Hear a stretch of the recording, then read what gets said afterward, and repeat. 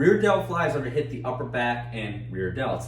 They're very similar to a band pull apart. You almost want to think of them as a band pull apart bent over. If you have any low back issues or you have trouble getting into a bent over position without getting low back pain, you can always sub in band pull aparts for rear delt flies. They work the same muscle group. If anything, the band pull aparts tend to be a little bit safer just because you don't have to bend over. But if you're advanced and you have this technique down, the rear delt fly is a great way to switch it up, get some extra core work involved, and you can actually increase the weight and resistance a little bit on these. So I'm going to start off here by loading the weights in front of me like this, and you'll see how this mimics a band pull apart once I get into the exercise.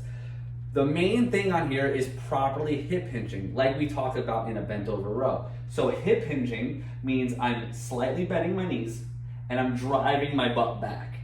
Now I'm not dropping my chest, I'm pushing my hips back. By pushing my hips back, stretching my hamstrings, that will naturally bring my chest where it needs to be. But if I'm putting my focus onto just getting my chest down and not on my hips, that's what leads to a lot of that lower back roundness that we want to avoid.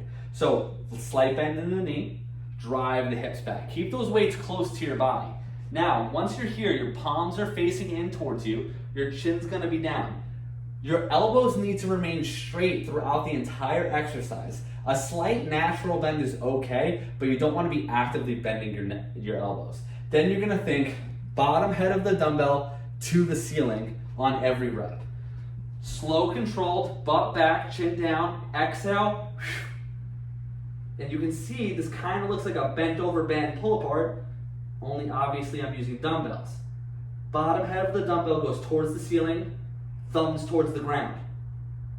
Elbows as straight as possible, squeezing the shoulder blades, and I'm turning my upper body into like a T. My arms are going outside. I'm not swinging my arms behind me like this towards my lower back, which is not going to hit the muscles that intended. So remember, elbows as straight as possible, palms towards you, proper hinging at the hips is super important with these.